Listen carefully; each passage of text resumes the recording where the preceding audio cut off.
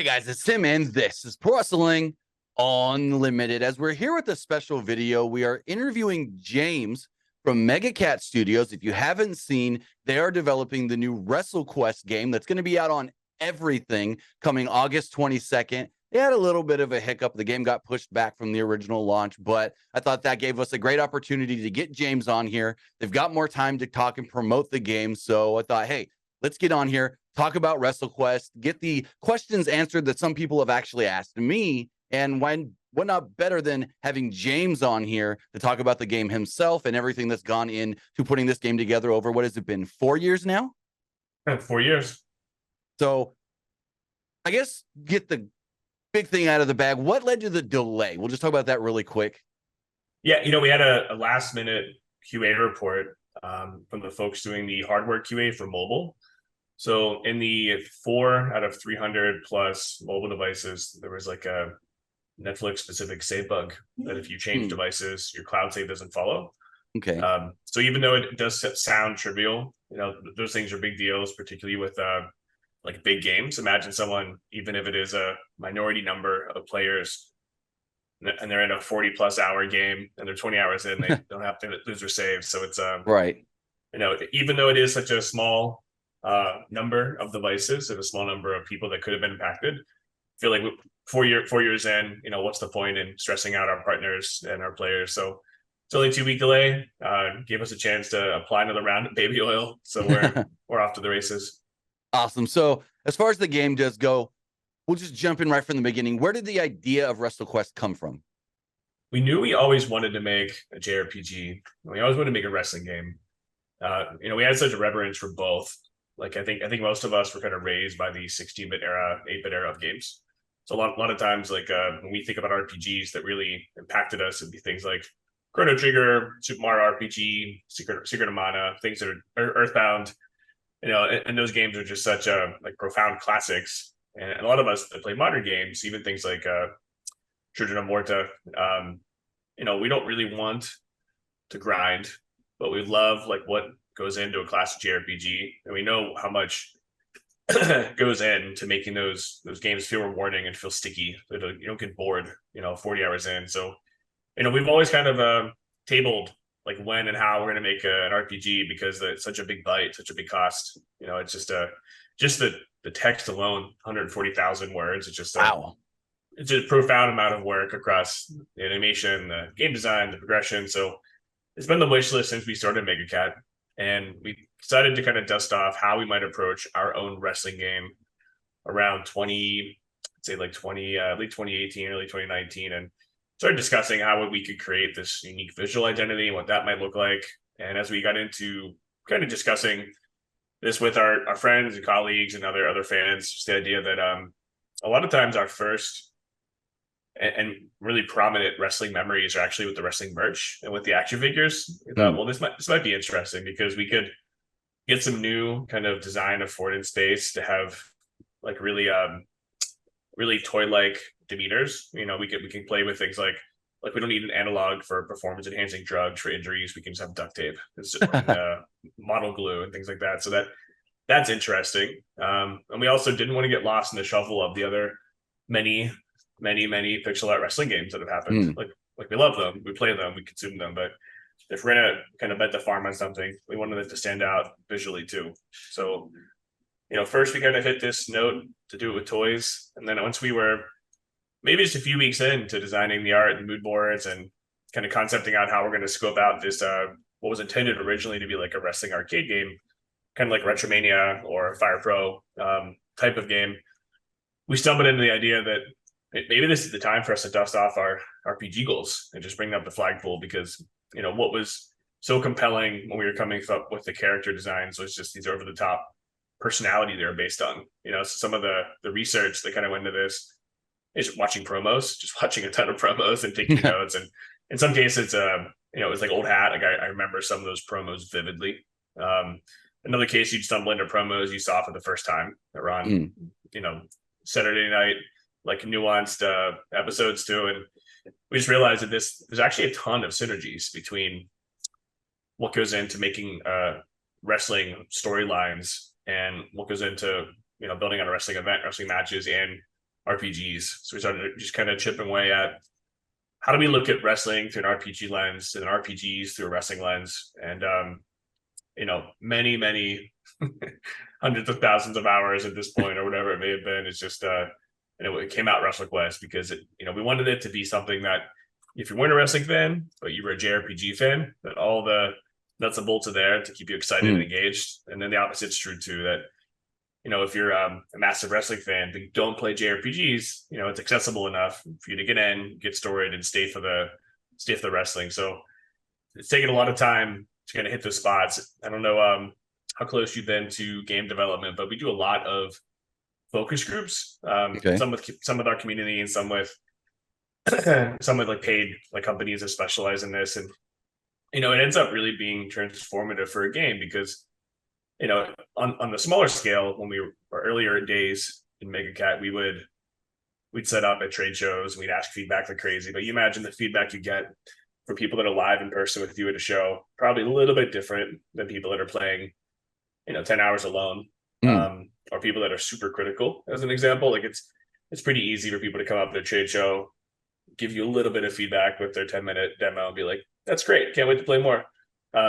It's definitely a different experience to spend 5, 10, 20 hours playing. So we did a ton of them throughout the development of WrestleQuest to try to just elevate the accessibility to make sure anyone can jump in and play. So we didn't want all the wrestling speak to keep people off and leave them in the cold. We also didn't want it to feel like you had to be like a wrestling super fan to find your way. And we also didn't want the JRPG stuff to feel like it was gatekeeping for people that maybe haven't played a JRPG in a long time, because I think like a lot of us, we don't have a ton of time to commit to like an 80-hour game. So we want, all the different creature comforts and quality of life experiences that allow you to pick up and play in bite-sized sessions and, not have to reevaluate your entire schedule to do so. Yeah. So, because like you say, you have to balance that. You got the wrestling stuff, you got the JRPG stuff. How are you able to balance not putting, I guess you could say, too much of the nerdy JRPG stuff to deter the wrestling fans, but not too much like over the top wrestling to deter the non-wrestling fans that like just JRPGs? Well, I would say that we actually have all the trimmings of what makes nerdy JRPG. We just have it all through a wrestling lens. Gotcha. Every single thing you'd want to experience with tag team and triple tag team manager systems, which act like a summons from Final Fantasy. So you can summon in like, the Road Warriors as an example, right? And not a spoiler because it was in the demo we had on Steam, but we have every facet of crafting and equipment and every piece of what makes a JRPG really fun and really deep in WrestleQuest. We just introduced them staged over long enough periods to make it feel like you're always getting something fresh for gameplay. And then in general, everything has to maintain this this wrestling inclusive lens where it's all happening through like a wrestling coat of paint. But it's also if you're not a wrestling super fan, you don't know what some of these words might mean. Like there's characters everywhere that are there to show it to you. In fact, tons of dialogue built around the idea that what is a so-and-so match? What is a gimmick? How do gimmicks work? And then, those things get broken down and repeated infinitely, which is kind of interesting in an RPG because if wrestling is life and the world is all wrestling, it's pretty natural for a shopkeep to be talking about testing out a new gimmick, right? So all those things to be reinforced over and over and over.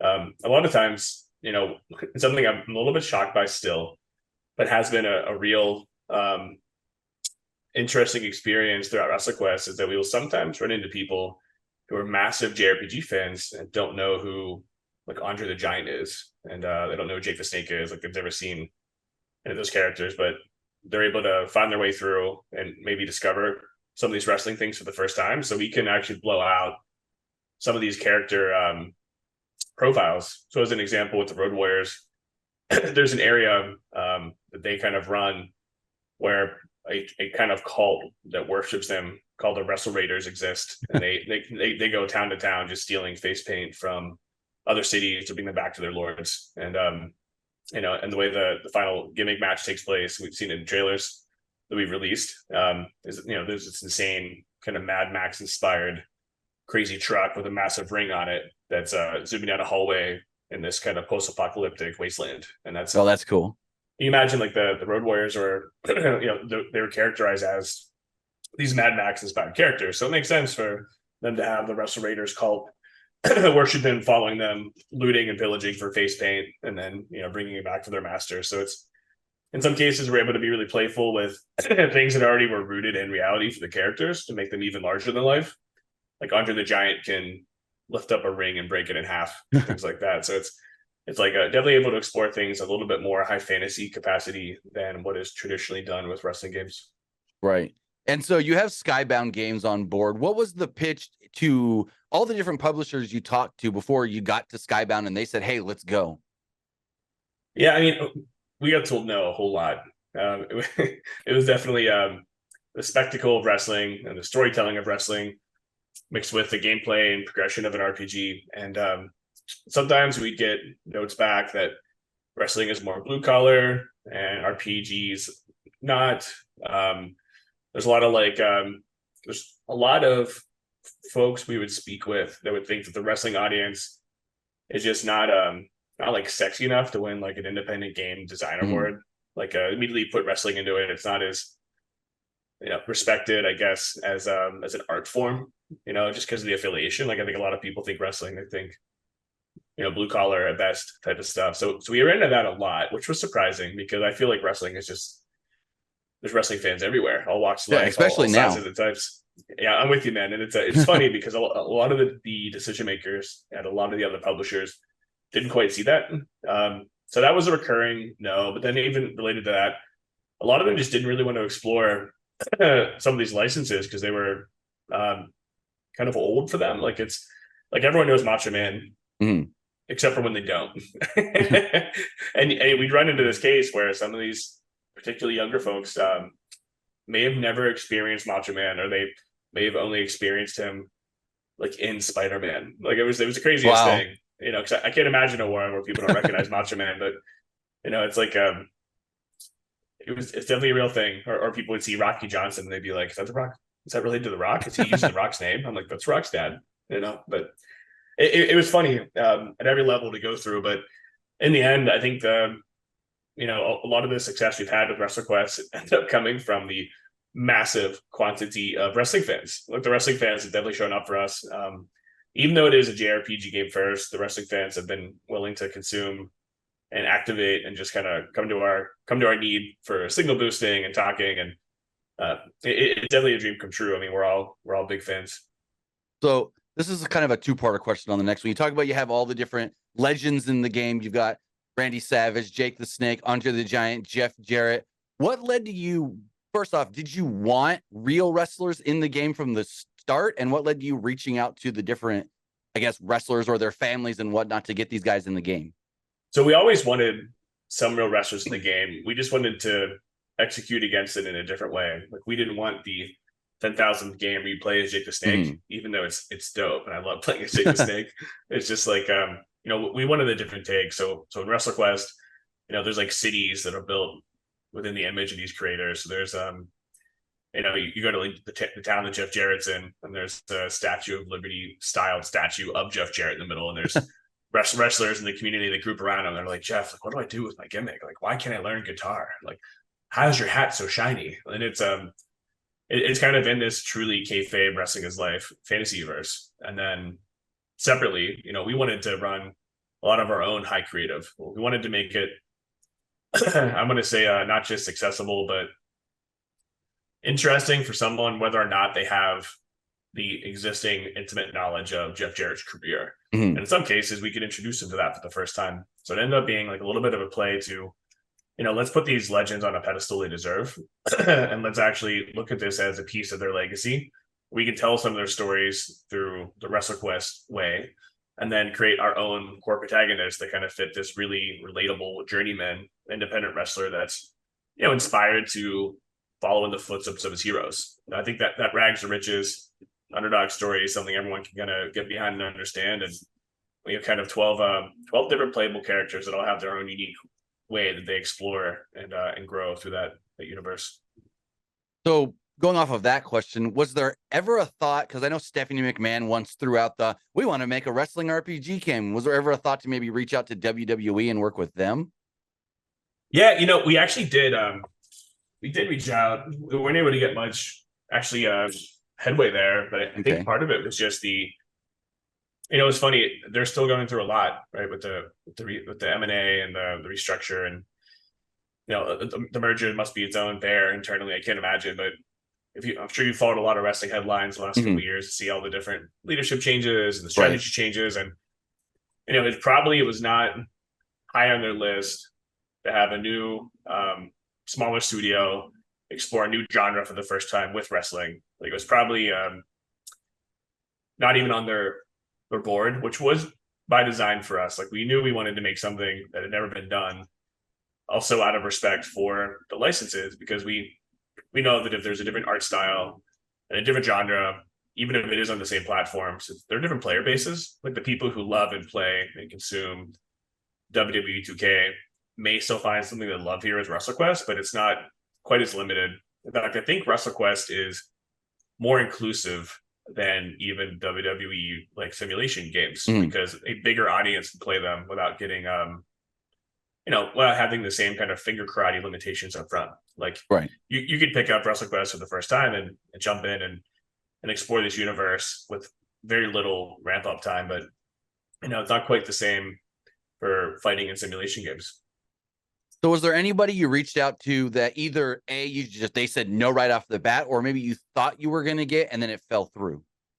Yeah, we made a couple folks that we even signed that when we came back later to WWE legal, because we wanted to make sure we were always validating against conflict also on their side, because sometimes it's the case where wrestlers may not know they have an agreement that is fully limited, or they may have a trademark that's limited to a certain category or a certain region, and just to work in lockstep with everybody in their bigger plans to make sure it was only kind of additive. We always made sure we were bringing these agreements back to like the WWE legal folks to at least verify conflicts. Not quite the same as getting their blessing, but it is the closest we can possibly get to doing so, to make sure that we're not actually stepping on toes prior to receiving the normal and traditional kind of series of cease and desist that people get. But we our dream initially for licenses was to have Macho Man Andre, Road Warriors at the top, and all the other folks we had on our wish list were kind of varied in second to those. And once we got deeper into it, we realized that there's actually enough out there for us to represent the different character classes that we wanted to be part of the RPG and the different regions. There's a few wish list wrestlers that we wish we could have kept. Like, we had at one point we had signed Brett, and then so many months later, a year plus later, actually, Brett ended up selling like his trademark to WWE, so we had to terminate, and we had a massive amount of Brett content in the game. Wow! So it was a big struggle for us for sure. We put our heart and soul into WrestleQuest, so every single piece. In the case of Brett, he was like our other core inspiration next to Macho. They had a lot of interesting common DNA too, with the Brett in hockey, Macho in baseball, the glasses, like some of the merch stuff. There's definitely enough analog there that just to a non-wrestling player even it kind of fits. But I think there's a future in WrestleQuest, whether it's with DLC or sequels, that hopefully we can bring a proving case back to WWE and say, here's what we did right. Here's what we want to do differently next time. Here's what it looks like. Can we make this work? And we tried before, and I think there's a better case than ever now that we've had so much positivity around it. It is an unexplored audience, and I think it can happen without disrupting all the other grand scheme plans they have. So you've got all these legends in the game, but then you did something that most people probably weren't expecting. You reached out to the online wrestling community, and you got people from that space, like Conrad Thompson. You've got us represented in the game, Kind of Funny, Dave Meltzer. What led to that kind of thing of, let's reach out to the online wrestling community and people that are factors in that realm and put them in the game as well? That all started with Conrad. So after we signed Jeff and we got a little bit deeper into ad-free shows and the podcast network they have, we just started to become Conrad fans, as like silly that might sound. Like, he's his content's great. He's hilarious. I love what he built over there. And so initially factored Connor into the game because the Podfather, you can't make a new game about storytelling and wrestling that doesn't have a podcast section in the game.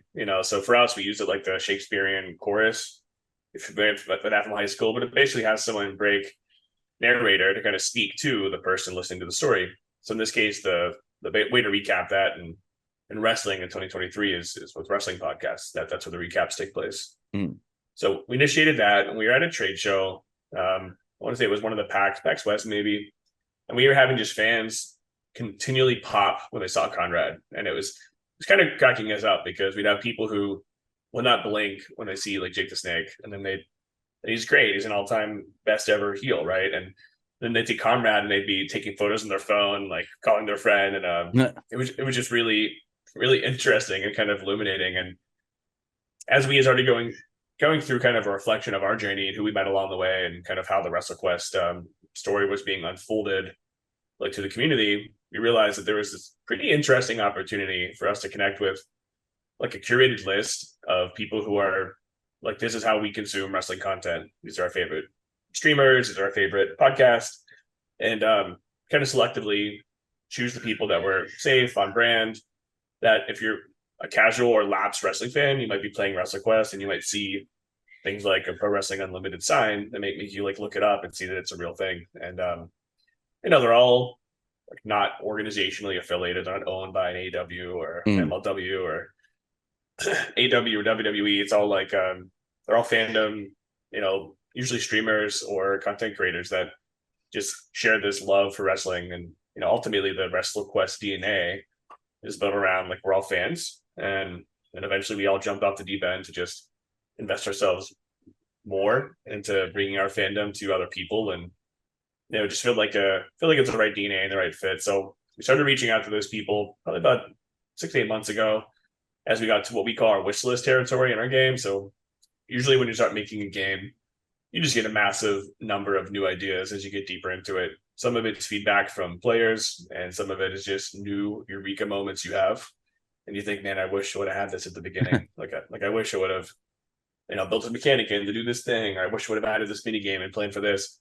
And you put those things on a wish list, and you slowly kind of pick them off when you see opportunities to. And we just knew that there was a really easy one on the tech side to do this, because we already have these systems that work in a very simple and authentic capacity, and it's not uncommon or reducing the authenticity of the world to see things like a promotional video outside of an arena, like that's what arenas have, right? So it felt like it was an easy way for us to introduce these great wrestling communities to the people who play WrestleQuest. And once we started doing that, we started with our wish list folks, which were Meltzer and Chris Van Vliet, which we were able to kind of work with pretty rapidly. And then we just looked at the people who were really big players and kind of parts of our story. So one of them was Angry Joe Show. So Angry Joe ended up covering us after that announcement about the wrestling RPGs, and we had more traffic from people talking about WWE's announcement of a wrestling RPG and then press covering that WrestleQuest was announced a few months prior than we had during our actual announcement. So it became this unintentional, like, secondary announcement of the game. Wow. So we basically wrote Joe some fan mail to thank him for the coverage and supporting like an independent studio that's not in the West Coast in Silicon Valley that, was following this love letter project. And we kind of became friends with Joe pretty rapidly. It was awesome. We thought, I wonder if we could do that selectively with a few more people. And in many cases, those people actually came to us one way or the other. Like they just reach out as fans, and we'd look them up and say, like, man, this guy has, 1 million followers, and he's reaching out as a fan, or he's commenting on our videos. Right. we have 2,000 subscribers on our YouTube or something. And we have these people coming to us who have 1 million followers because they all share the same love for wrestling. So that was the origin of it. It's all really Conrad. And then we realized there's a way for us to actually extend that fandom moment. That's really cool. So you get all this stuff together. How long into development was it before you first took the game to like a trade show or something and let people play it? Probably about 2 years. It's a good question. So normally it would be a little bit earlier, but in this case we had COVID, right? So that was a little bit weird.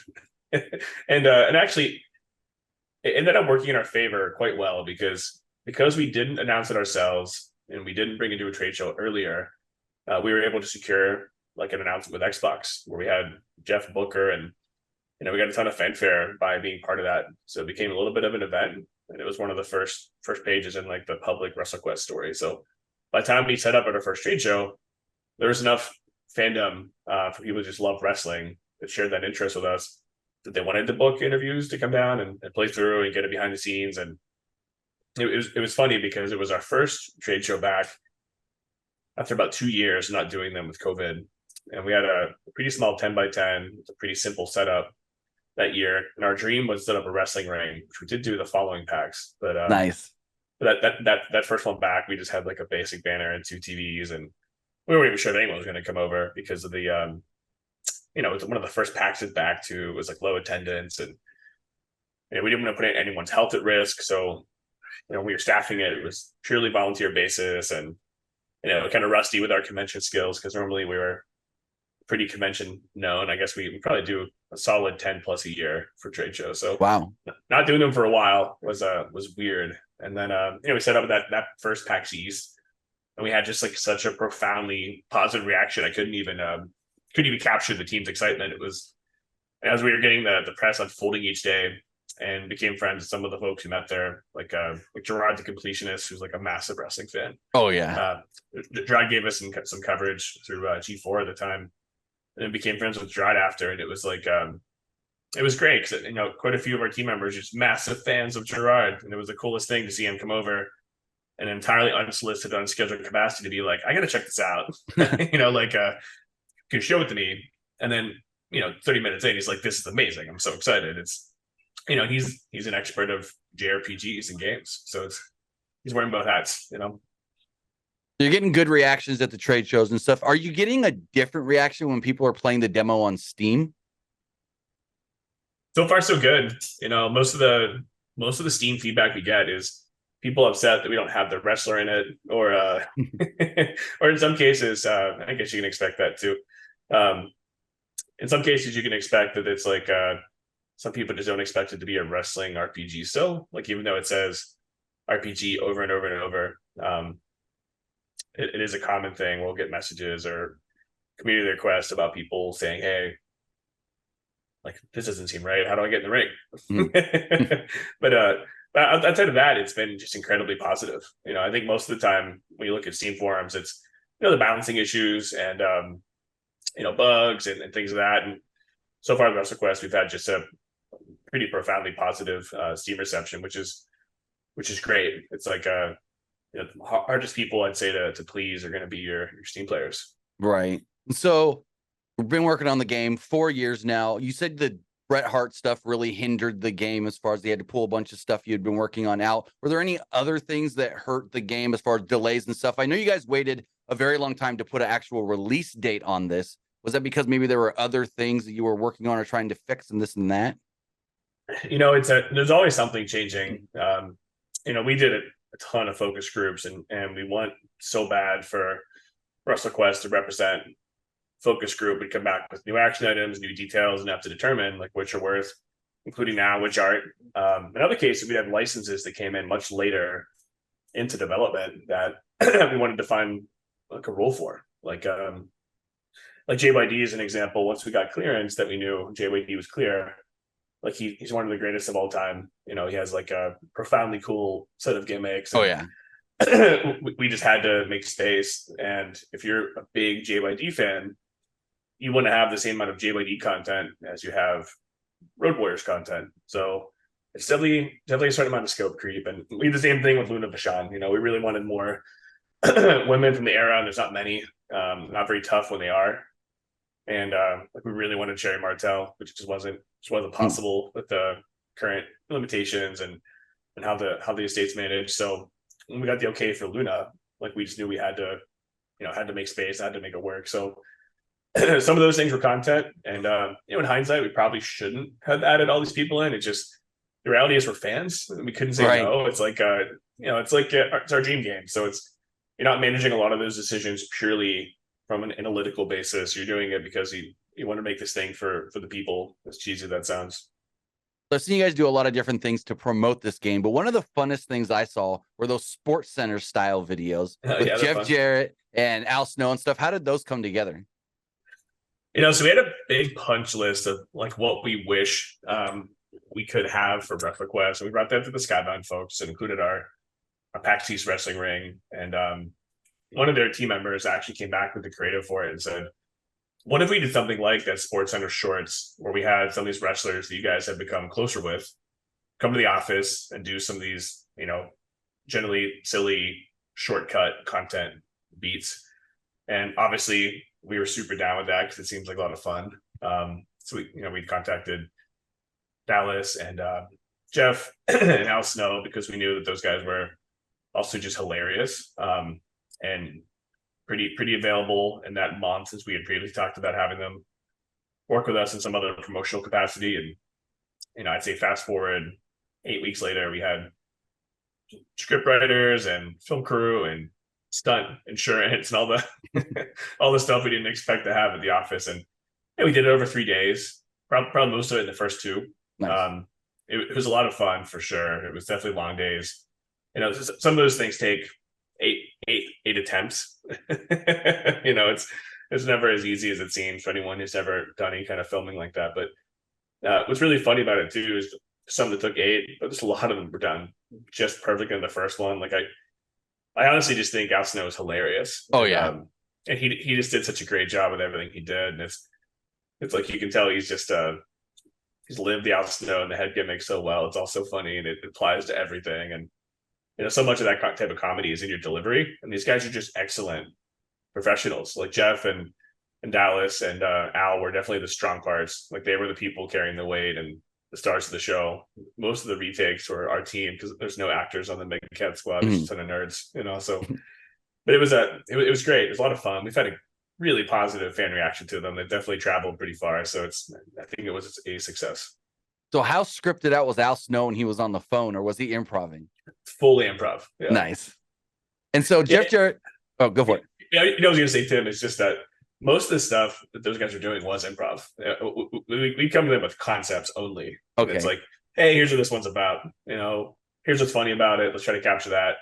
And those guys are just so good. They would just nail them. Mm-hmm. And then most of the stuff that was not coordinated was our team just not knowing exactly how to be positioned or make it work. So we've seen Jeff Jarrett doing a lot of stuff with you guys as well, promoting the game and this and that. Does he have like an official title, and does he do more than just promote the game?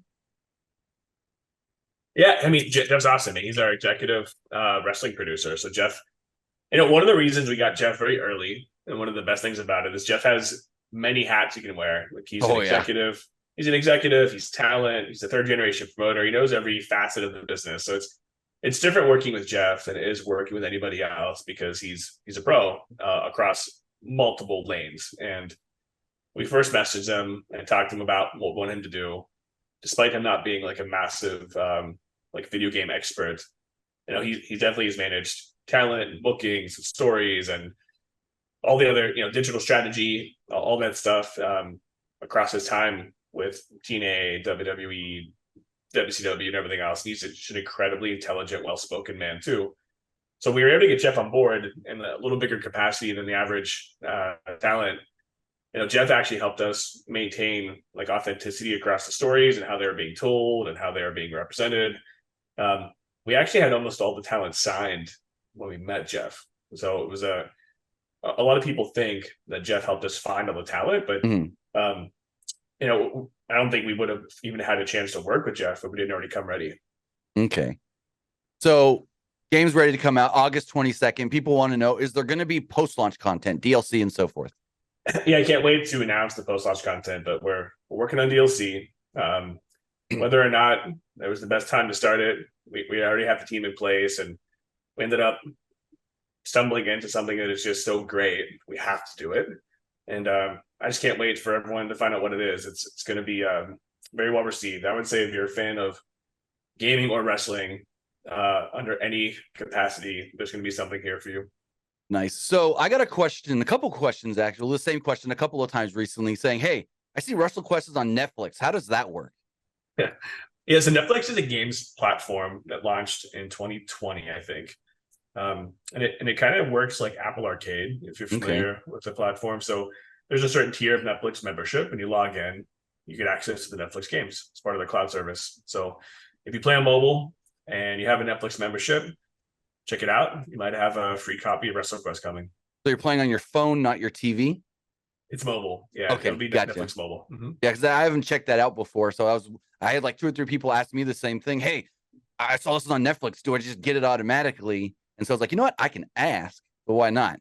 Yeah, it's a good question, man. It's despite being a few years in, it's still a pretty new platform. Mhm. It's very curated. They're really particular about the content they put on there. They've done some different types of tests to see what their fans and their audience is into, and they think there's a lot there with WrestleQuest that fits the Netflix audience too. So we'll see. So far, so good. They've done a lot of testing to make sure that it's going to hit the right spots, and it appears like it is.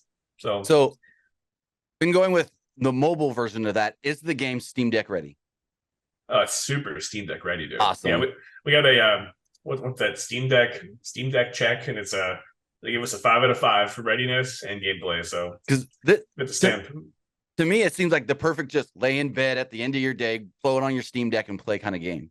No doubt, man. I actually just came back from actually this past week. I had 2 separate days that were just 8-hour flights, and I was decking and wrecking the whole time. Nice. So final question I have, not fully about the game or anything, but you guys did a stream with Kind of Funny this past Monday. I was watching along, reading the chat and everything. What was your reaction to the people in the chat going, James, is he a wrestler or something? Because he's so big and swole. Yeah, I did see it come across a couple comments. Yeah, I did see it come across a couple comments, and it was funny. I mean, I've been lifting weights for 25 years or something, so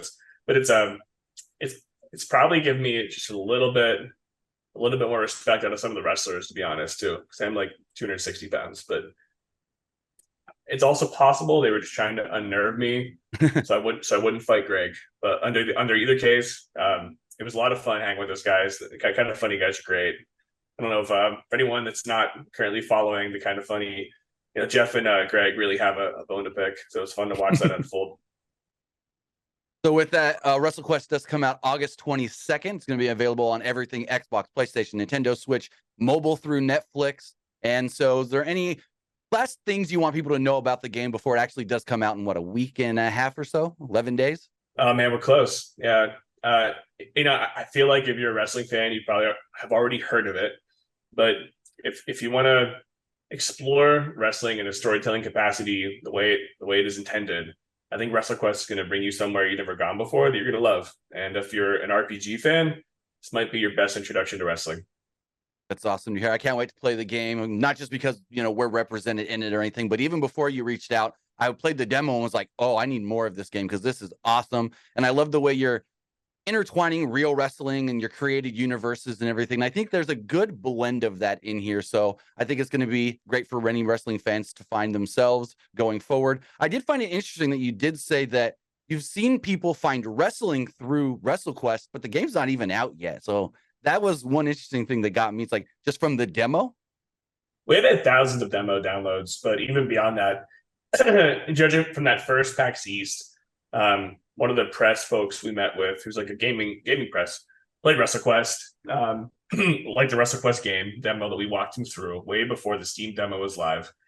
And wrote us an email after and said, hey, by the way, thanks for taking the time. Also, there's a lot of similarities here into wrestling into something that I do love, like anime and games. And I'm just curious, for someone who's brand new to wrestling, like where would you start? So I told him to check out the first 2 WrestleManias, see if there's enough there for him, because it was the right era for WrestleQuest, and very grandstand, very, very spectacle, over the top. I didn't want him to stumble into a random indie show or a like something international until he has like a taste for it, right? You want that that really crazy spectacle up front. And maybe 3 months later, he wrote us a pretty long email. They're saying how he's now discovered wrestling like 30 years into his journey, and how much he loves it. And I remember sharing that with the team, and they were just so excited about it. And then we've seen that now repeat itself probably a dozen times, where people reach out to us and then they say, I never really followed wrestling. I never really got into it, or I wasn't allowed to have wrestling at my house as a kid, or, we just didn't have that. We had X. And it's been great because, in many cases, it almost feels like that's a different type of success than we ever expected, is like being able to introduce people to something we love so much. That was kind of a piece of the journey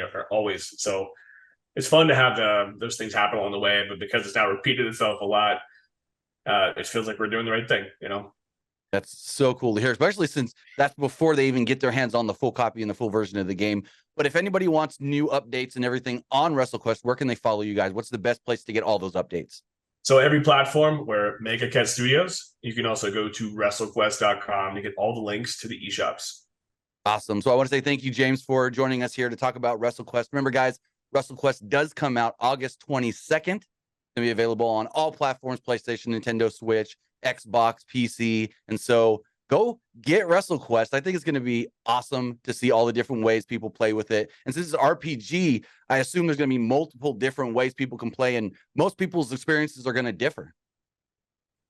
That's part of the magic, is giving them some agency and letting them explore on their own while still having these core two linear protagonists. Awesome. Again, thank you for joining me, talking about the game and so forth, and I can't wait to play it. Thanks, Tim. Appreciate it.